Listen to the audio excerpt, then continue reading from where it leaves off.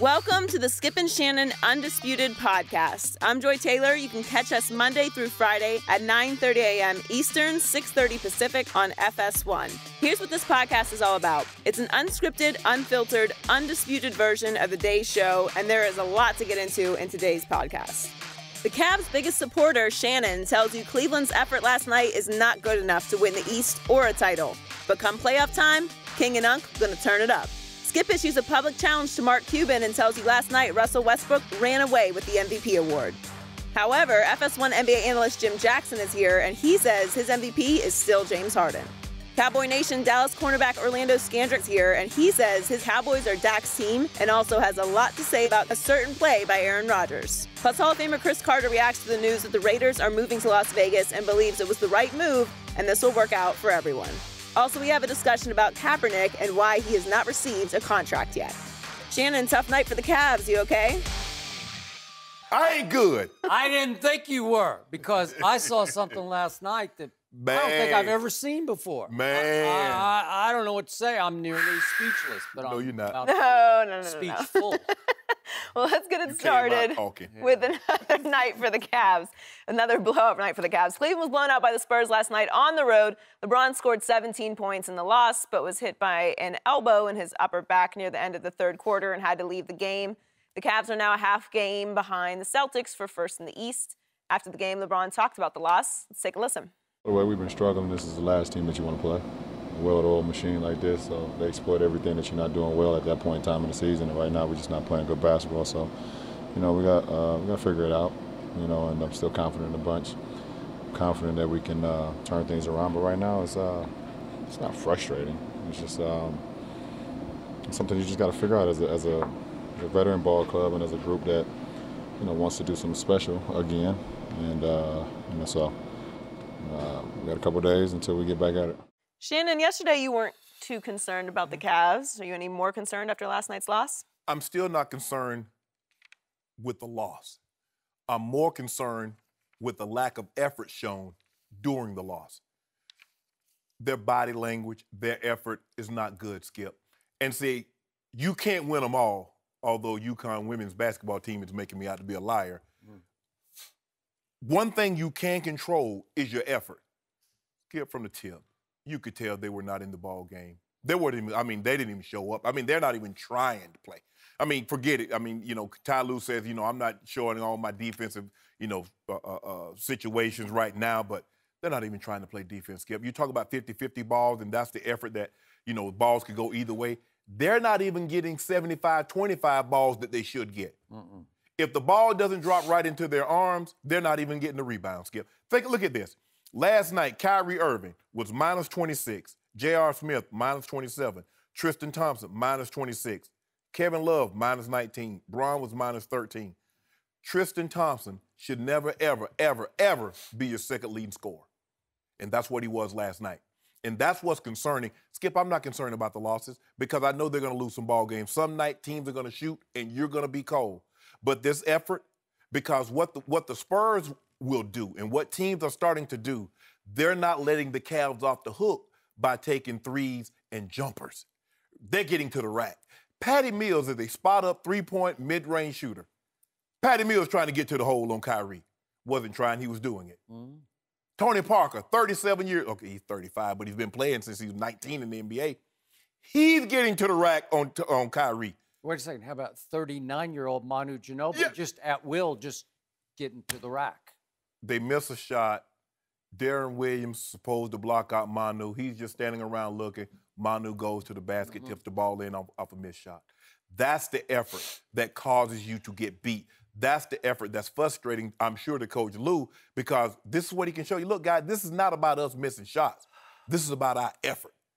We can't control whether or not the ball go in. You put it up, you hope for the best. It's a make or miss league. That's what Doc Rivers has said. This is a make or miss league.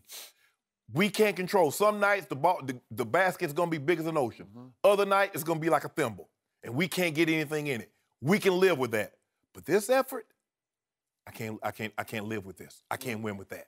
So I need more effort. The person that I'm gonna get on first is LeBron. Because if I call him to the carpet in front of the team, everybody else will respond. because this is what you have to do to get everybody's undivided attention.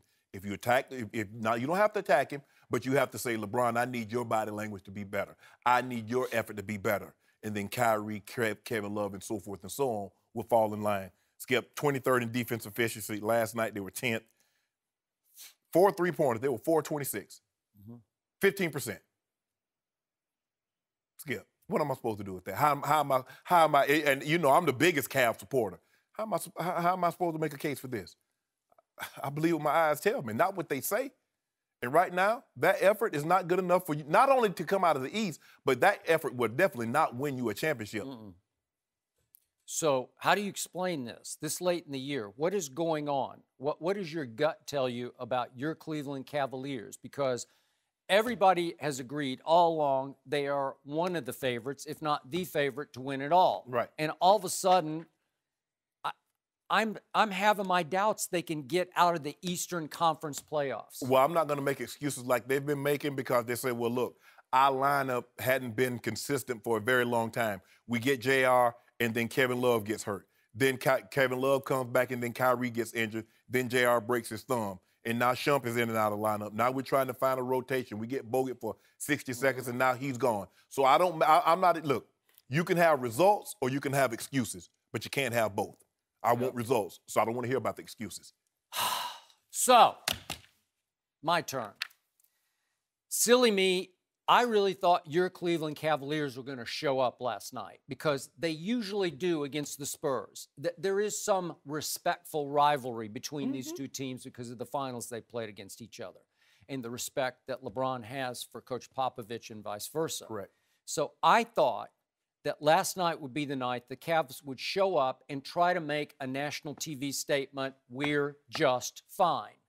They are not just fine because, as you said, they didn't show up from the tip. And I'm going to remind you, my Spurs have not been great at home. In home scoring, they rank 13th in the NBA, which is not great. It's usually against a good team, not good enough, and it scares me. And last night, you're talking about how poorly your Spurs or your Cavs shot from three. My Spurs were 7 of 26, which was only 26.9%, and my starters shot 1 for 14 from three. What would usually happen at home when the Spurs starters go 1 for 14 from three? Kawhi, 0 for 7. Danny Green, 1 for 6. They get their butts beat. Yep. Right? They blow some lead to some Portland Trailblazers. Timberwolves, somebody, and you just say, what was that? Well, now I'm saying, what was that to you about your team? Because I've never seen anything like this. A championship, a defending champ, a championship caliber team that's still very good with the best player on the planet. I give you that. He is, when he decides to be the best player on the planet, he's playing extraordinarily high minutes. I don't know if he's out of mental or physical gas, but here's what I saw last night. That team quit on LeBron from the tip-off, and then in the third quarter, LeBron quit on his team. And I was shocked on both counts. I was shocked that at the end of the game, Ty Lue said to the media, I've never heard this in all the years I've been watching, rooting for my San Antonio Spurs. A rival coach said they were just a lot faster than we were. Now, wait a second. The old, slow, boring San Antonio Spurs were faster than the Cleveland Cavaliers? Well, they were, to your point. It's blow by, blow by, blow by, because they're not actually naturally faster than the Spurs, or the Spurs aren't than the Cavaliers. But last night, they were the Cleveland cadavers. They were just stationary. I don't know what they were doing. And it started off late in the first quarter. If we could see this play, this is, I can't even gloat about this one because LeBron tried to do a spin move on Kawhi. Yeah. And just got his shot. It wasn't just blocked. He just had to eat it because he says, okay, I think I'll try that. And it wasn't even a sensational block. It was an easy block because LeBron looked like he was going half speed. He looked like he was 45 years old. I just said, who is that guy? I can't even take any delight in the block by the claw. It wasn't like he swatted in the fifth row. He just sort of blocked a layup by LeBron James. Really? Okay, no big deal. And then, I'm sorry, I'm going to hold feet to fire on this one. Late in the third quarter, as you pointed out, David Lee inadvertently catches LeBron sort of in the lower neck area with an elbow. Now, this is indestructible LeBron James, who he freight trains to the basket, seems like every other possession, and gets hammered by 4 guys, and he's never hurt. So he's not hurt on the elbow play. The ball goes the other way, and he seems okay. Then he walks all the way to the sideline, and I'm sorry, Shannon, he flops. He just suddenly goes down on the floor like somebody shot him. And I said, what is he doing? And by the count of the reporters at courtside, he stayed down for a full 5 minutes like something was really, really wrong. It was. It wasn't. How do you know you didn't get hit? He walks to the bench, and he sits on the bench while he says, you know what? I got to go to the locker room. The point was, I'm sorry, he checked out. He tapped out. He said, I don't want to associate with this mess on the floor. And I can't really blame him, but I still say he has pointed so many fingers at his teammates over, we're too top-heavy. It's the big 3 and all that mess down there. And then he said the other night, we're not tough enough. I'm tough, but my teammates aren't tough enough. And after a while, they say, you know what? Screw you. We won't play then. You do it. You're the best player on the planet. You show us. You take over the game by yourself. And when he decided he didn't want to play, they didn't want to play. And then in the end, at the end of the third quarter, he just said, I'm gone. He's fine. Are you telling me that David Lee of all play, not a particularly physical player? David got Goliath. Stop it. You know it. You see, he took down Goliath. Goliath. Yeah, that was a slingshot to the back of the neck. Skip. Come on. Stop it. He just checked out. You know it. The Cavaliers have given up in 27 straight games at least 100 points on the road. Okay, but address LeBron checking out. I don't believe he did. The man was hurt. Skip, okay, look. You don't think that. Skip. Again, I can't really blame him because it was such an embarrassment. He just said, I don't want to associate. I don't have respect for this because I don't think Michael Jordan ever checked out of a game like that. But to go to the locker room because David Lee accidentally touched you with an elbow, it was like a little bump. Whether he did it accidentally or on purpose, that doesn't mean it hurt any less.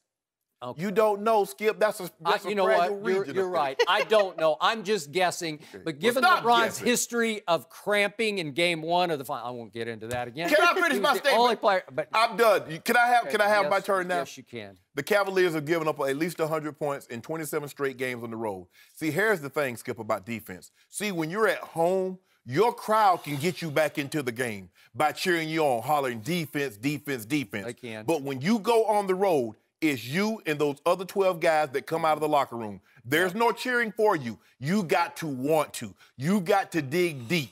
And last night, they're not even scratching the surface. No.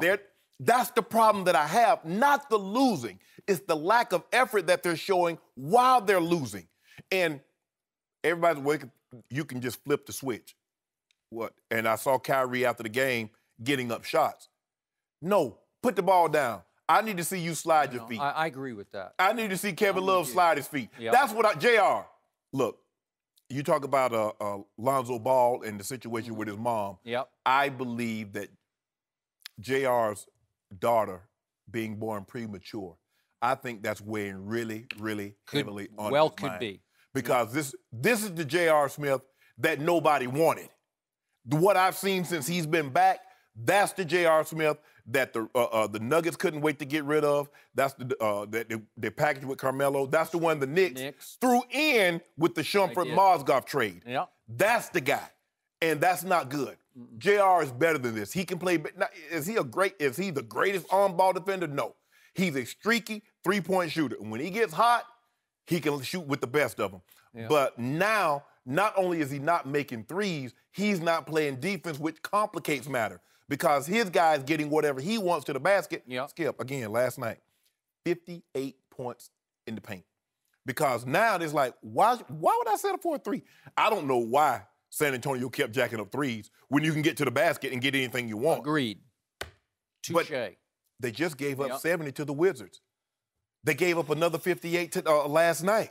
So now teams are like, why should I take a three? Why should I take a mid-range when I can get all the way to the basket? Because guess what? Layups and dunks don't ever go cold. You're going to make those. And this is what Cleveland's up against, the effort. Because I'm not saying they're a great defensive team, because they're not. but they can play a lot better than what they've shown over the last 2 months. TNT interviewed JR right before tip-off on Players Only night, and he said, we got to concentrate tonight on the defensive end. And I'm thinking, yeah, okay. And he seemed so adamant about it. I thought, oh, here they come. This is going to be a contest. That's what. No. Skip, I didn't really think LeBron was going to sit out, but I wanted him to sit out because you know why? Then I would have had an excuse to make why they got beat by 30. Now I don't even have an excuse. No. They got beat because that effort, Skip, that effort going to get you beat. I don't care who they play. Not good. They played, 4 games in 5 days. I get all that. They get Chicago on Thursday night. Play like this. Because Chicago, guess what? I beat them again because Chicago has their number even when Cleveland's playing some of their best ball. Yep, I agree. And Chicago's also trying to get into the playoffs. Cleveland better get your act together. Okay, so step back from this. Did this just happen for the last couple of games? I'd say, no. No. If you look all the way back to their 28-8 start, which is pretty great, they look like the defending champs. And we're talking every day about here they come. They're going to cakewalk through the East. They're going to go 12-0 in the Eastern Conference playoffs. They're going to be ready and rested for whoever makes it through the Wild Wild West. And yet, from 28-8 to now, they are 19-18 over their last 37 games. Think about that, 19-18. 1 game above 500 over their last 37 games. And you losing to the Pelicans without Anthony Davis. You losing to Sacramento. And in that stretch, those 37 games, 19-18, they have the second worst defense out of 30 NBA teams over that stretch. That's horrible. And I joked about it yesterday, but I'm going to say it again. It's no longer Cleveland. It's Cleveland because there's no D in Cleveland. They have no D. I mean, that's no D. This is a championship team that plays no D. And I'm going to say this again about your man LeBron. You were gloating about he's got his three-point stroke. And I told you, falling into the trap. He's just not a three-point shooter. So I look at their last 11 games now. He is 25% from 3. He was 0 for 3 last night. It's too many empty trips. Then he says he's going to be 80% free throw shooter in the playoffs. He 50% last night. Yeah, well, he's made 3 out of 6. But over those last 11 games, he's 65%. It's just not good enough when your star of stars, the best player on the planet, is a way below average free throw shooter. It's going to get you beaten, especially on the road. It's not going to get you blown out, but it's going to get you beaten. I think the thing that's also the lack of effort and the missed shots you can deal with, Skip. Yeah. But when you come up with the turnovers, the empty possessions, because now you're not getting an opportunity. Maybe they foul you and put you on the line. Maybe you get the shot up and it goes in. Yep. But when you turn the ball over, you don't have anything to show for your possession. There are times last night that you had Richard Jefferson taking the shot with 1 second on the clock.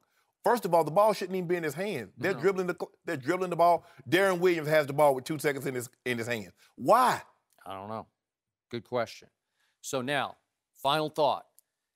This team, says Ty Lue, is so tired. He said he's seeing tired all the way down his bench that we need to start resting players. He threw out at the end of the night to the media last night. Well, if they do start resting over the last 9 games, they're in danger of falling to the 4 seed because don't look now, but Toronto's won 6 in a row. Let me ask you a question. We know what the Wizards are. We know what Boston is. Let's be all the way 100. Let's just say, for the sake of argument, they do fall to the 4 seed. You think Boston want to see them in the second round? I don't know. Maybe they do. Maybe they do. Maybe it's the new Celtics. I don't know. From what the Celtics saw last night, I'd say the Celtics. Okay. Yeah. Okay. Yeah. Bring them on. Yeah. Bring them on. Yeah. Okay. Be careful. Well, you get exactly what you flip that switch. I don't know. I've never seen it flip like this before. Be careful. You'll get exactly what you're looking for.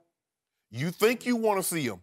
And they look bad. They look battered. They look, like you said, they look tired. They were sluggish. They slow. They couldn't stop Tony Parker and Patty Mills. Okay. Ask for them in the second round.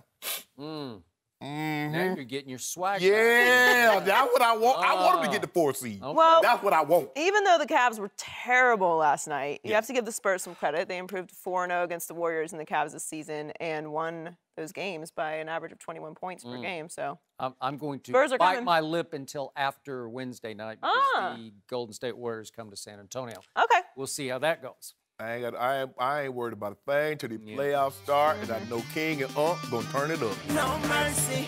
Russell Westbrook scored 12 points in the last 4 minutes last night, including the game-winning jumper as the Thunder came back to beat the Mavs. Westbrook had his 37th triple-double of the season. A few months ago, Mark Cuban said Westbrook was not a superstar and added earlier this month that Russ shouldn't be an MVP candidate.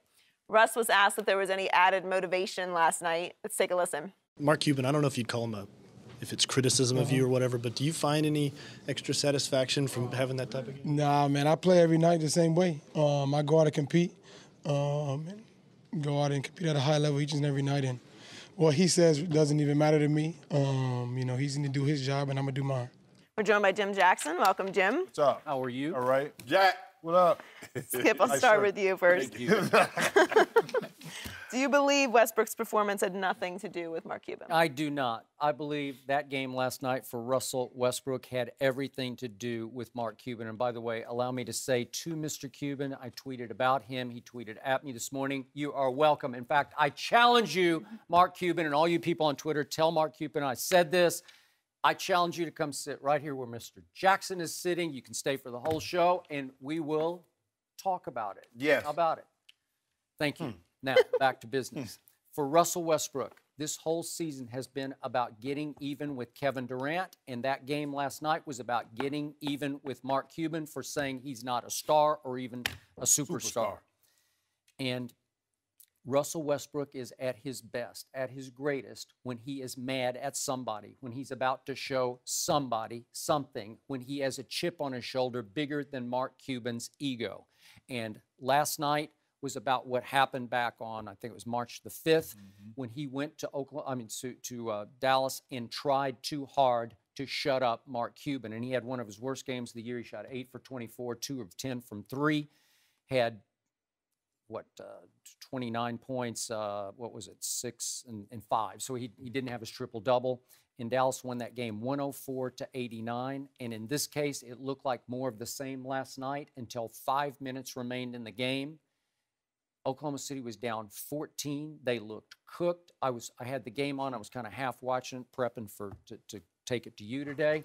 And all of a sudden, I hear the announcer's voices rising and rising, and I look up, and Russell Westbrook is willing them back. He scored 16 points in the fourth quarter, and all of them came in the last 5 minutes of the game when they were down 14. If that's not an MVP performance, I don't know what is, because he capped it off by hitting the jumper at the free throw line that won the basketball game. This man is to me, he's running away with MVP regardless of his record. Go ahead, Jeff. I want to get yours. What? I don't think he plays differently. And that's the thing that people admire about Russ, is that he gives his best effort, his max effort every single night. But I do think he's being disingenuous when he says he doesn't hear what's being said. Because even if you don't hear it firsthand, you got family and homeboys that will tell you what's being said, good, bad, and indifferent about you. And at the end of the game, Skip, when you look at it, you look at him and the way he played last night, 16 points, really wasn't trying to get anybody else involved, and everybody's like, that's great. But I think it was against Portland the other night, he didn't get anybody involved. He was playing hero ball. Yeah. And so it's a fine line that you walk. If he does this and they come back and win, they say, look, that's Russell. He's been great. But if he had the same opportunity, if I'm not mistaken, it was against Portland in their building, and they lose, they say, see, that's the problem. Yeah. That's why Kevin Durant left. Yeah, he wants to prove something to Kevin Durant.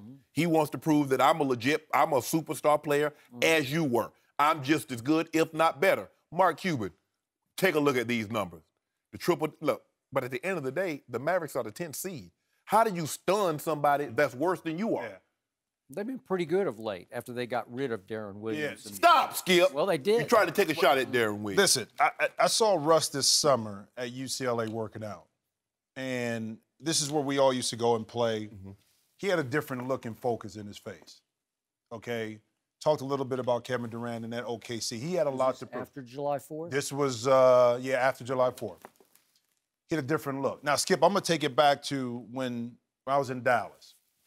When Nelly came in as John Nelson came in as the, quote, general manager, he said he didn't want to coach. And what he did was he kind of said that me, Jason, and Jamal, he said some disparaging things about us without him sitting down talking to me. So, by the way, Jason Kidd, Jamal Mashburn. So when we came back and played the Mavericks with Nelly, it was a little more incentive for me to play. Now, when they asked me about it, of course I said, nah. No, it worked. I'm just going to play my game. It doesn't matter who's in front of me. But because of what he said, it was an extra motivation. I think it's the same thing with Russ. He's going to play extremely hard. Absolutely. We already know that. But you can't block out the noise. You know it, Shannon. Absolutely. You can't block out the noise about when, especially an owner like Mark Cuban, who's outspoken, probably one of the premier owners, businessman, he's on TV. He knows it. So he may not tell you. And how many times do athletes really tell you, if they're traded or something, go to a different team, that I'm trying to get some get back at my old team or at somebody that said something, especially from an ownership perspective. So he won't tell us now, but it's an extra motivation. Because you don't want to give him the satisfaction. Exactly. Because Russ is saying, I'm averaging a triple-double. What else do I need to do to be classified as a superstar? Because there have been other guys that were classified as superstars that didn't win anything. So now, all of a sudden, we want to change the criteria of what it takes to be a superstar. Oh, you got to have an NBA title. Oh, you got to do this. Man says, hold on. I'm averaging 31, 10, and 11. And that's not superstar material? You and I both know. Now, you might not like that I jack up a bunch of shots. Maybe I'm not as personable as Steph Curry. Maybe I'm not as likable as some of the other guys. But my resume, I put my ability up against anybody else's ability in the NBA. And as far as point guards, there's no question in my mind I believe I'm the best. That's the way you think as an athlete. And who we judging it against, too, in regards to with Russ, because he's such a dynamic and different kind of individual.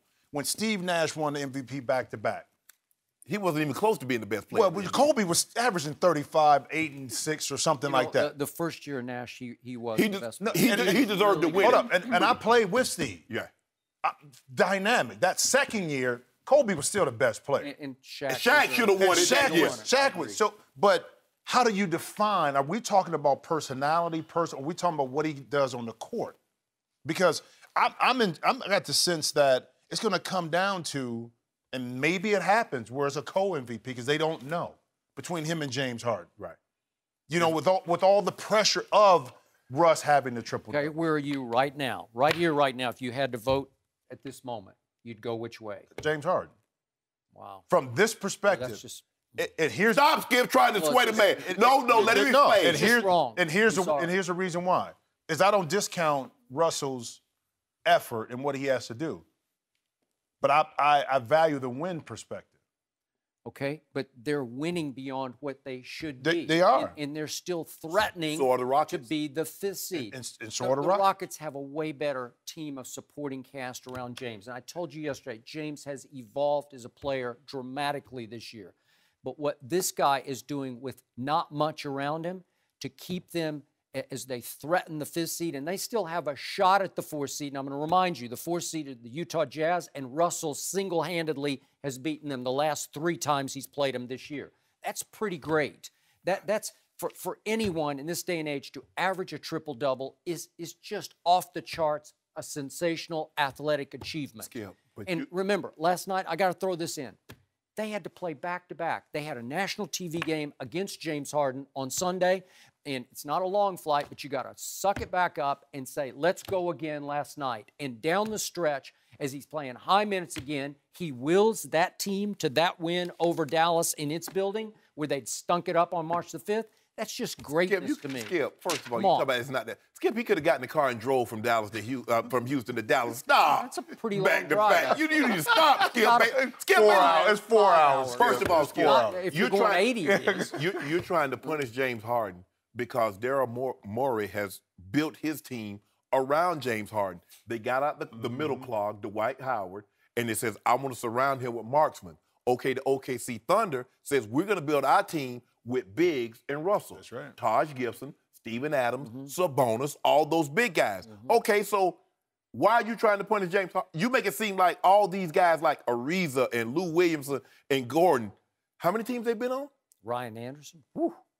Did they not shoot it? How many teams he's been on?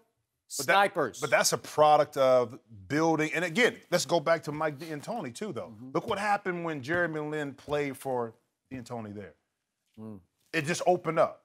So Linsanity. And think about the mentality change that James Harden had to have in regards to really handling the basketball and being more responsible as a playmaker. Think about it, Skip. So we're pulling hairs when we talk about these two players, to me, honestly, because what they're doing both is phenomenal. And I still think it's going to come down to it. And I wouldn't be surprised if it's a co-MVP, just because I think the voters inside are not going to be able to separate the two.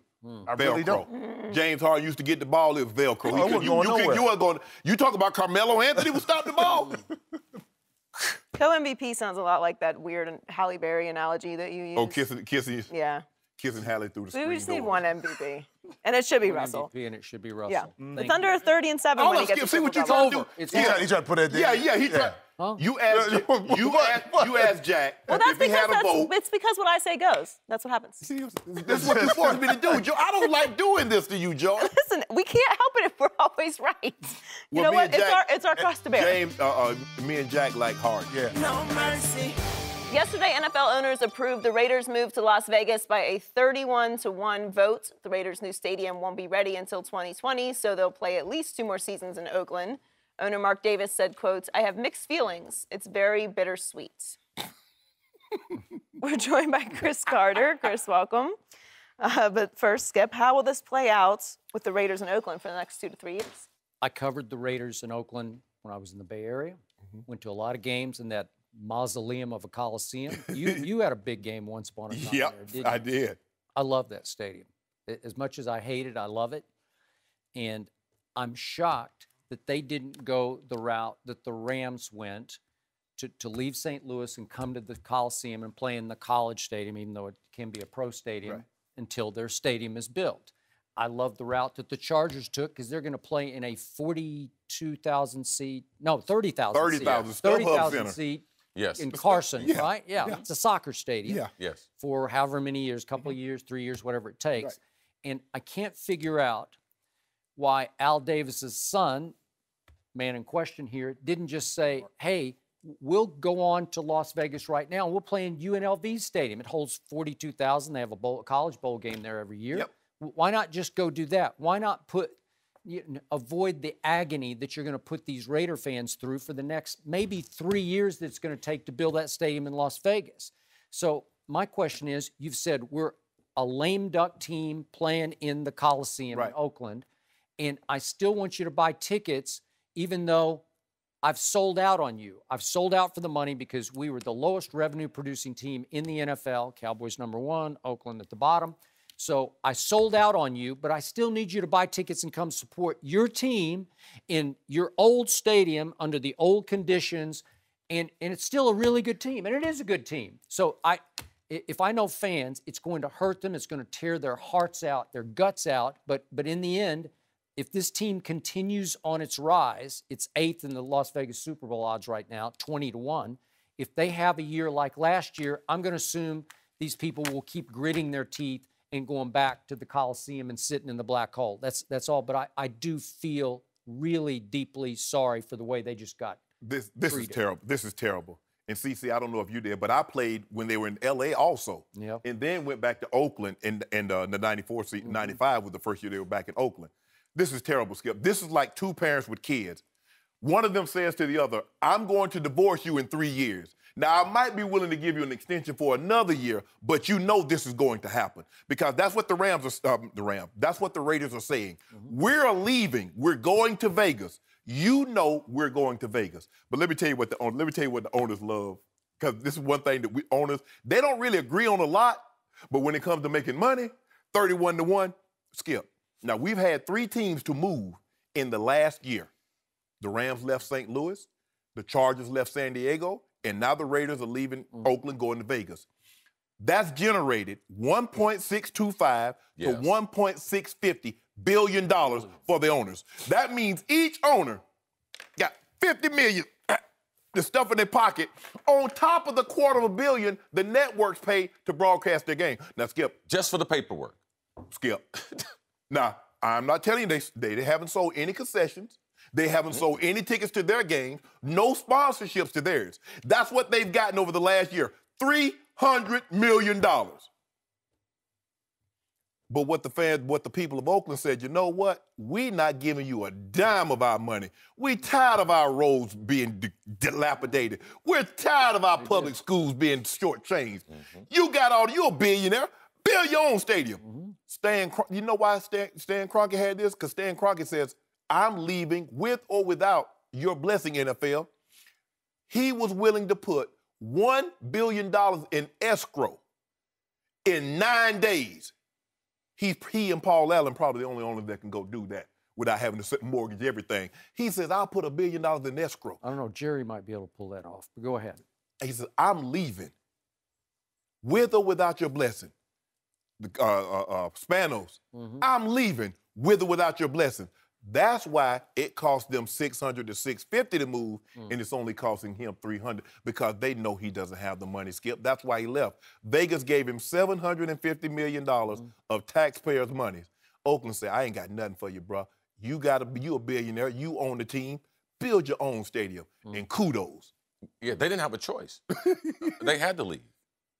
I mean, if you look at what were their choices, all right? Stay in Oakland, go to Vegas, or try to reignite the deal in Los Angeles. Now, we're living in Los Angeles. Yeah. And you guys could say, this is not the football capital of the world. Dude. All right? Yeah. I mean, they say they have an appetite for football. They got 2 teams, and the fan bases, the fans would say they support them, but based on overall revenue and ticket sales, they don't support the team. That is true. All right? So they are not in love with football. Put them in Venice. You got to put them in Venice. Put a football team in Venice. Yeah, so every little soundbite I've heard about Oakland moving, I've heard everyone, Skip, talk about the fans. Joy was shaking her head about the fans. Shannon was talking about the fans. Man, don't nobody care about the fans. Let's be real. And we're sports fans. Yes. But don't nobody care about the fans. No. And that's what the owners decided yesterday. And Mark had no choice. He don't have the financial wherewithal. No. He really don't. Like, he's in the right position. He's the managing partner. Yeah. Now, but he just went from the bottom, as you said in revenue, Skip, to immediately right in the middle of the pack and a chance to be a top 10 team as far as revenue. Yeah. So the difference in this relocation and the other relocations is this football team is really good.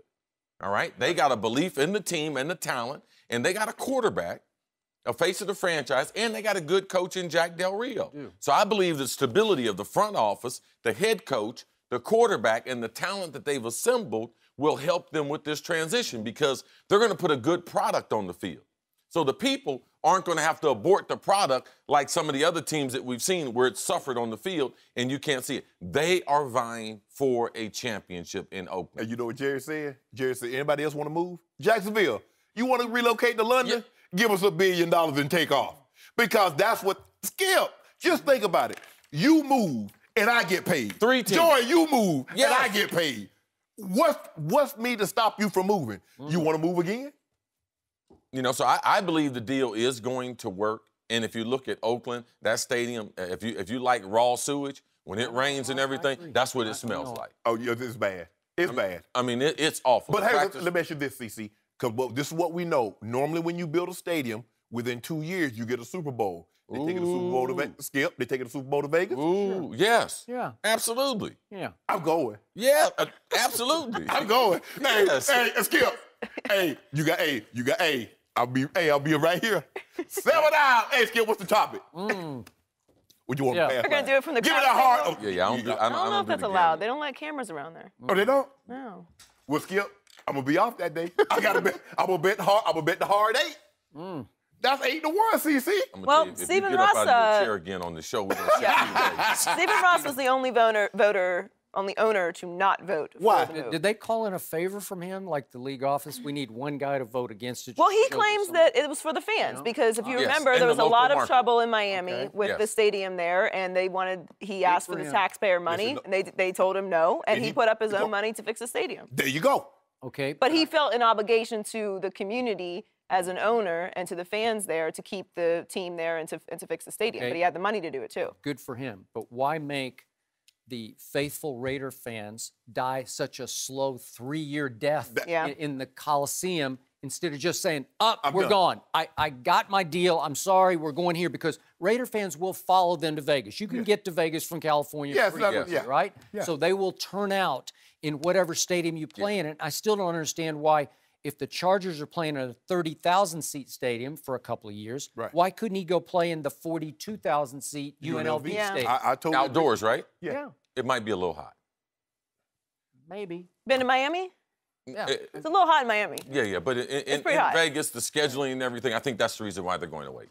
It could be a scheduling issue, but Well, Hey, but I've been in Vegas when it gets cold in Vegas too. Yeah. I've done some shows at night in Vegas when I was on the old show, and it gets in the 30s, but whatever. Well, hey, they got the World Cup that's played. Where's the World Cup being played when it's like 122 degrees outside? Qatar. Qatar. I don't know who thought that was a good idea. Well, that's a whole nother discussion. The police cars in Dubai. Qatar. Dubai, Well, I yeah. thought you'd know in Qatar. Dubai got- Las Vegas is stocking up on teams, though. They have an NHL team starting this 253 season. with lights on top of it, CC. I don't. He has so much information that I just don't know what Brothers to do don't need police cars to be no faster. No mercy. Our next guest helped lead the Cowboys to an NFC East title and their best record in nearly a decade. Orlando Scandrick, welcome to Undisputed. Thanks for having me. How you I doing? need answers. What you need? I need answers from this man. This is the answer man. Okay. You got it all. Well, He knows it all. hopefully he can provide you some answers. Yes. What you got? Well, let's talk about it. Let's talk about your quarterbacks. Yesterday, NFL Network's Jane Slater reported that Romo has taken the situation, quote, very personally in Dallas, and Romo has distanced himself from teammates and coaches who were on Team Dak. What is that? Team Dak. Orlando, you've been a teammate of Romo since 2008. How have you viewed the quarterback situation? Man, I got the utmost respect for Tone. I love Tone. He handled the situation great. He rehabbed. I mean, he came to work every day, and when he was able to practice and play, he came to practice and he brought it every day. And I think that was a part of what helped us as a defense. He made us better. He was a scout team quarterback, and he brought it. He was better than some of the starters. He's better than 90% of the starters. And you see some of these guys in the league that's starting We just now, talked and about it. Yep. he wants answers. He wants to play. That's his passion. You know, he's a competitor. That's what's made him so great. So I mean, I kind of feel him in the sense that, you know, he wants answers. He wants to know if he can continue his career and, you know, what's happening. But at the same time, you know, the team has got whatever they got going on, and it's a business, and they're trying to make the best possible decisions for the Dallas Cowboys, and, you know, that's kind of a rock and a hard spot. Okay, tough question. Going forward, would your team have a better chance of winning next year's Super Bowl with Tony back at quarterback or Dak at quarterback? I mean, I don't know, but I mean, I don't even think Tony coming back, I don't think that's, you know, economically feasible for him to be a backup. And But what if he wins the job as a starter? I don't think that job is up for competition. You know, Okay. what Dak showed last year, you know, he showed a lot of promise, and he's the future. You know, he brings something to us that not a lot of quarterbacks got. I mean, he can use his feet, he can stand in the pocket and throw, and I mean, he just has incredible command of the team and of the offense. When did you know Dak was the real deal? When he went up to Green Bay, and he was so poised, and it was a drive before the half, and I was hurt that game, so I watched it on TV. And it was a drive before the half where he went 90-something odd yards in a minute. Yeah. You know, and I mean, he's just so calm. And the guy didn't throw an interception for the first, 9 games? Not even an interception, a turnover, I think it was, wasn't it? Mm. Yeah. Mm. So, gut feeling, how does this play out? What's your best guess on where Tony winds up, how he winds up there? Is he going to be on your roster for a while through camp, or? No, I don't think so. I think that this works itself out here soon. I hope so, for the sake of, so we don't have to hear about it the whole offseason, and so Tony can get some peace. And I mean, he deserves it. He deserves to go out the right way. You know, for 14 years, he's put it on the line for the Dallas Cowboys. It's 13 or 14. You know. We're into 14. This would be the. Well, he started in 06. He came in from Bledsoe in 06, so I think he got there, a year or two before that. Okay, but Orlando, if you're Jerry Jones, how would you play this out now? Would you hold on? Would you keep Tony on ice until you got some kind of draft pick for him? I don't know. I don't even know how that works. I don't know. I mean, I'm sure they've tried to get something for him, and, you know, I don't really know what's going on because I haven't talked to Tony since the exit physical, and I had a great conversation with him. He was upbeat, he was positive, and I'm sure he's still upbeat and positive. Okay, if he goes to, let's say, Denver or Houston, 2 teams still have enough pieces to get back to a Super Bowl. would you give him a shot of A, staying healthy, and B, getting to I the would. Super Bowl? I would, and I think they'll be getting a heck of a quarterback, and I think they'll be getting a top-tier quarterback in the league. And, you know, some of those injuries was just bad luck. If you look at the preseason game, I mean, he probably gets hit like that 5 times. How many times does he actually get a serious injury? I don't know, but he was getting more and more brittle by the blow. But that's what's concerning is that, as you mentioned, that little hit in Seattle, he's been hit like that 1,000 times, and it never taken him out the ball game. Yeah, but y'all all sat on the same booth, and I don't know about you, probably you, and I know you sat on this same panel and said Peyton Manning was done. I did not. You mean after Indy? Yeah, it's just like, oh, his neck, he'll never play. He'll never play again. I didn't say that. And then you sat on here and said he was done when he lost his velocity, when his foot was messed up. People were like, oh, Peyton is done. He comes back in for Osweiler and wins the Super Bowl. I think you got me confused with my old partner on the other show. Oh, that guy. See, but here's the thing. The difference between Peyton Manning and the difference between Kurt Warner and Brett Favre, they have all-pro MVP Super Bowl appearances. What makes someone think that Tony Romo can do for them what he couldn't do for you guys? I mean, look what's on the street. Look what you're putting him up against. Kurt Warner, there ain't a Kurt Warner in the league right now. There ain't a Brett Favre in the league right now. And if there is, there's only 1 or 2 of them. Right. So, I mean, I watch the guy every day, and I know how hard he works. And look at his extra motivation. He's got so much to prove right now. If he ain't motivated right now, he ain't never going to be motivated. So he should have been motivated when y'all had the first round. Remember y'all was 13-3, you had the first round bye, and the Giants came in and kicked you. He should have been motivated to get back. He wasn't there yet. No, I wasn't. I'm sure he is, though. But I'm sure it's more. You know, when somebody tell you can't do something? No, they still believe he can do it. They just don't believe he can do it in Dallas because you got Dak that's younger and more economic, as the word you use, economically feasible. Absolutely. So has Dak Prescott taken this team over? I think so.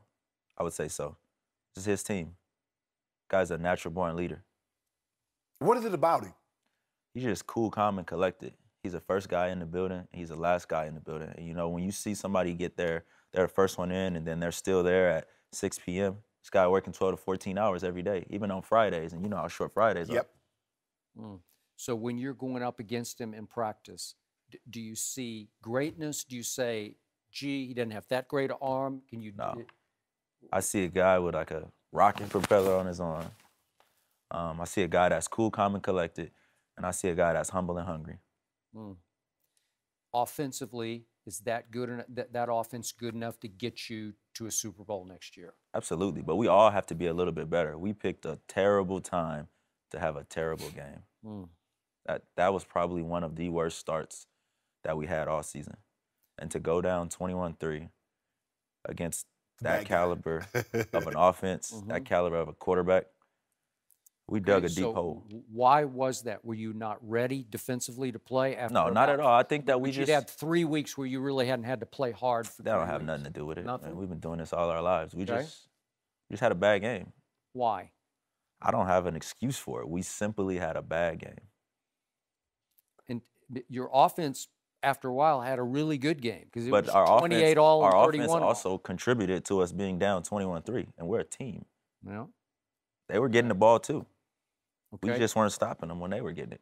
All right, let's talk about the 3rd and forever that Aaron Rodgers pulled off at the end of the game. You're on the field. I'm on the field. And you are where? I'm on the left side. Okay. The offense right side. Right side, okay. And your responsibility is going to be what? I had a hook. Okay. So we were playing cover 2. I was on the left side. The defense's right side, as Shannon would say. They started in a 3-by-1 formation, which was 3 receivers on the left side, offensive right side, and they all ran verticals. Aaron had a design half spin, and when he half spinned, his receivers just moved with him, and Cook moved with him. He rolled all the way across. Aaron dropped a dime. Cook made a better catch, set him up for a what? What was the field goal? That was 51. 51-yard field goal. By the way, that he kicked like he was an extra point. Hooked left. No, he didn't. It hooked way left, and then somehow it went back to the right. I don't know. And it looked like an extra point when it went through. Can I ask you a question? Can you explain, because Skip said that was a routine throw. How difficult was that throw for Rodgers to make? The throw was difficult for about 99% of the league. For Aaron, you put the film on, he make that throw routinely. Okay, but when I look at the tape, I see like 5 DBs back at the 15-yard line, and Cook has angled across the field and pulled up on the sideline behind Byron Jones, right? who doesn't get his head around fast enough to see the ball, but he's just pretty much he is uncovered on the sideline, right? I haven't even watched it to that point, but it was covered too. And you know, when you play zone, you want to see the ball. You know, cover 2 is QBQ, ball out break. You know, you need to see the quarterback. When the ball comes out, you break. And I mean, we could have almost looked like prevent to me, where everybody's behind, even where Jared Cook I mean, it was 3rd and 23. Would you have liked us to play? I mean, man, and they hit you with a seam, and then you go to the house. Or get a pass interference penalty, and the clock stops and the ball moves. I just didn't want to see an uncontested receiver wide open on the sideline behind Byron But Skip, Jones. do you realize how difficult Aaron Rodgers is a right-handed quarterback? He spins, and still his momentum is taking him out of bounds. He throws the ball with a trajectory that the ball doesn't tail out of bounds. He has a wide open throwing lane right up the sideline with nobody in between him and Jared Cook. It's just wide open. Can you tell him explain to him as a how hard a throw? The throw was hard. He made it on the move. The ball, he actually threw the ball out of bounds, which Cook toe tapped. Good catch. Toe tapped. And I mean, but we all could have did a better job. You know, maybe the corner could have did a little bit better job of seeing the ball out. Maybe Byron could have did a better job of facing the guy up and, you know, matching him. And we all could have did a better job. But for us to sit here and say we lost the game on that throw and that play, we're sadly mistaken. Skip, sadly mistaken. It wasn't that throw. But you know what? It was 31-31, and that's pretty good. You got to give yourself credit for that. I know you got off to a horrendous start, but you dug your way out of the hole, and you had him in 3rd and 23, and it looked like your offense is about to get the ball back, and I believe Dak would have won the game at that point. I think we had it before that series, though. Didn't we punt it? No, you kicked it off. You tied it up. Yeah, you tied it up. Oh, we got a field goal instead of a touchdown. Yeah. So should we rewind and say if we would have got a touchdown, then we wouldn't have been in that situation, then a field goal wouldn't have cost us the game, then it wouldn't have really mattered. A rookie quarterback starting his first ever playoff game, I think is pretty great. Skip, you get 2 choices, Skip. You want results or excuses, but you can't have both. Which do you want? I do not want 21-3 to start the game because your defense wound up in the top 5 in points allowed, which is pretty great. I don't think it's a great defense, but the results you had all year were pretty great. They were good enough to be better than 21-3 down at home. I'm going to go back to we picked a terrible time to have a terrible game. Well, you did. No mercy. Colin Kaepernick is still without a new NFL team. ESPN is reporting the former 49er quarterback wants between $9 and $10 million next season and wants the opportunity to compete for a starting job. Chris Carter is still with us, but Shannon, let me start with you. Is Kaepernick worth that much money? CC, let's just say this. Colin and I have been texting back and forth for, say, like the last 4 months. And I'm not going to get into what he did or what he didn't ask for. But what we normally do is that when free agency hit, you pay according to what the market is. Am I correct, CC? Okay. Josh Mccown. Josh McCown, last 22 starts, he's 2-20. This is his 10th team. He got $6 million guaranteed from the Jets. Brian Hoyer did not become a full-time starter until 2014.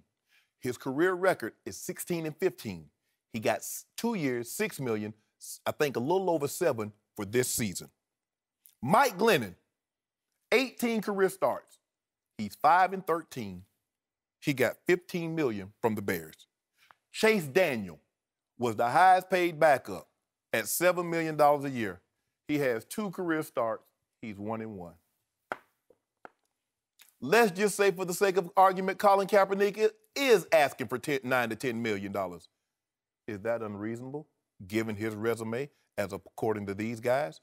Oh, I know what you're going to say. I already know, fans, what you're saying. I know what general managers are saying. I know what head coaches are saying. I already know because I thought that far in advance. I'm going to have to change my system if Cap come in.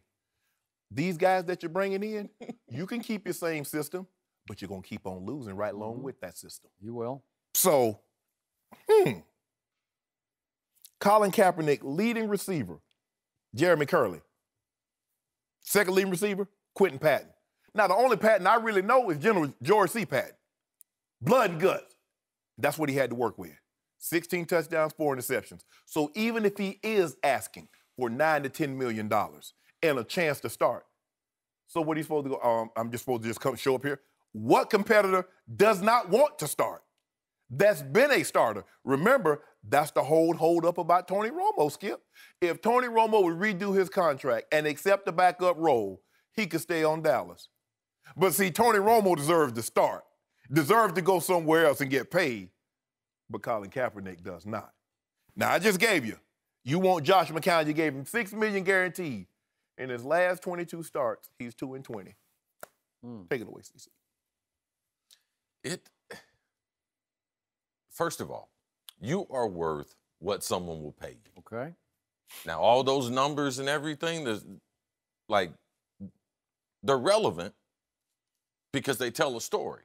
But it also tells the stance that the NFL has taken against Kaepernick. And the only difference, there's two differences between Kaepernick and everyone on that list. Number one is that Cap has been a starter for the most part of his career. These guys have been career backups.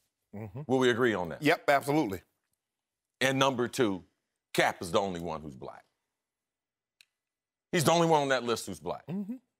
Now, he's also the one that, is it because he's black or because he took a knee for the national anthem? Because what is the debate? Because there can only be three things: talent, and he's got as much or more talent than everyone on that list, or he took a knee. So now his protest, they're in protest of him, because it's not about money. They got plenty of money, got plenty of cap space, if they wanted to make room for it. Just gave Mike Glennon $15 million. For just being tall. He tall for no reason. And the reason why, you know why Tampa got just Jameis Winston? Because Mike Glennon was their quarterback. Because if he they had the first pick. If he was any good, they wouldn't have got Jameis Winston. Don't look at me. I said before the draft, Mike Glennon is rising on draft boards. I saw his last college game against my Vanderbilt Commodores in a bowl game, and he threw 3 picks to my Commodores, and I'm saying he's not very good. No. He's tall. Yeah. You know what tall? You know when you're tall and not good, you know what that purpose that serves? You can see the guy you're throwing it to, the interception. Because he can see, he's seeing over the lineman. He like hitting the corners right in the chest with the ball. Brock Osweiler is the tallest quarterback in the National Football League. What happened to him? And completion percentage is in the garbage.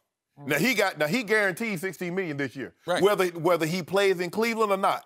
Now, Colin, and even if Colin was asking for this, I know the real answer what he's asking for. Okay, but time out.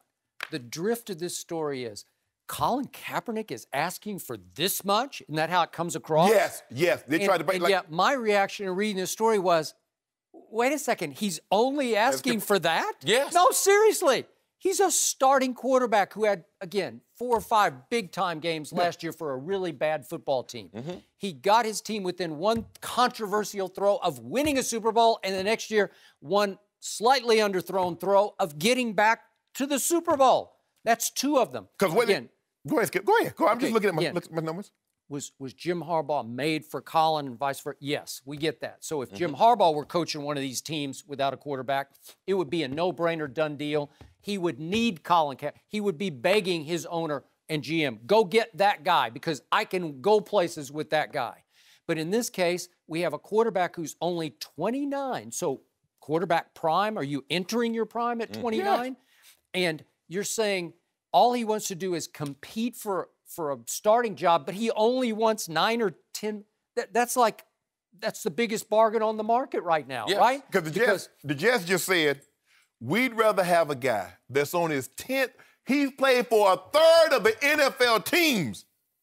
We would have a guy that's played for a third of the NFL teams at the ripe age of 38 and give him $6 million guaranteed than a guy that's taking a team to the Super Bowl. We'd have Brian Hoyer. Didn't he start in New England? He somehow ended up in Cleveland. I mean, he didn't start. You mean he began his career? Yes. He was in New England. He was in Cleveland. He went to the Texans. He went to Chicago. Now he's in San Francisco. Yeah. By the way, Brian Hoyer had some good games in this league. There were moments in Cleveland where I said, "Wow, that was pretty good." But but we have to put his name on the list because he's not as good as Cap. That's correct. Mike Glennon, Chase Skip. Chase Daniel demanded a trade or be released. Skip, you covered the NFL 40 years. Tell me the time you've heard a backup quarterback making $7 million demand to be traded or released. I haven't, but it's a new age, new time, new day, new salary cap, more money. Let a brother ask to be traded or released and see if he ever plays again. And it also speaks to the all NFL owners say, oh, we're all trying to win? Woody Johnson not trying to win with the Jets. Apparently not. No, he's not trying to win. For real? And there's a number of other teams not trying to win. Oh, Brian Hoyer. Yeah, San Francisco, you're trying to Brian Hoyer. Because here's the guy. Skip. Josh McCown has is about as close to getting to a playoff game as I am being related to the Kennedys. And they're Catholic. And I'm a Southern Baptist. So we got no relationship nowhere.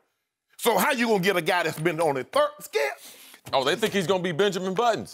He's gonna get better as he get older. First of all, Skip, what's the most teams you ever heard a guy playing for? One guy playing for. This guy played for a third of the NFL teams. And he got $6 million. Josh McCown. Josh McCown. I wish you were playing for my Cowboys right now. And He'd be the perfect backup to Dak Prescott. That's always been. And they want the NFL owners and the people that's making these decisions want you to think that it's all about talent. Colin Kaepernick can't play. Because if Colin Kaepernick can't play, when could these ever play? Yeah. Josh McCown couldn't play dead in a horror movie. Yeah, you know what? He's decent. He could. You saw him in decent. Josh McCown when he stepped in for Cutler in Chicago. I'm not defending. I'm just saying let's be objective about it. Listen, you said it yourself. Yes. He was better than Jay Cutler in that stretch. Is decent better than going to the Super Bowl? Listen, Josh McCown, he stinks. Brian Hoyer, he stinks. Mike Glennon, he's tall and stinky. Chase McDaniel is short and stinky. That's true. Like, stop, man. Like, stop. I mean, so now all of a sudden, get a man a job. Cap can't play. Now the Denver Broncos, after they won the Super Bowl, wanted to trade for Colin Kaepernick. They did. He wouldn't renegotiate his contract at a lower cap number and less money and be a free agent. So they said, no, we're moving on. That's John Elway drew a line in the stand, said, this is where I go, and I'm not going. Now, the reigning, defending champs, Super Bowl champs, the Broncos said, we want you, Colin Kaepernick. Now he can't play. Yep. And now the owners and general managers and head coaches want you to believe that Colin Kaepernick can't play. Well, they end up and they tickle me, Skip. Well, it's becoming pretty obvious that this is punishment for the protest, and it's meant to deter other people from doing it. Yep. So. No mercy. This is the Skip and Shannon Undisputed podcast, where we're delivering you an unscripted, unfiltered, undisputed version of the biggest topics of the day's show. Be sure to subscribe to the podcast on iTunes, like us on Facebook at Undisputed on FS1, follow on Twitter at Undisputed, and catch us at 9:30 a.m. Eastern, 6:30 Pacific, Monday through Friday on FS1. You can find us on channel 219 on DirecTV, 150 on Dish. Thanks for listening, everyone. I'm your host, Joy Taylor. That's where I have to leave all the debates for today. We're back tomorrow when we're joined by Chris Carter, Chris Broussard, and Seahawks defensive end Michael Bennett Jr. We'll see you then. Fox Sports 1 of 1.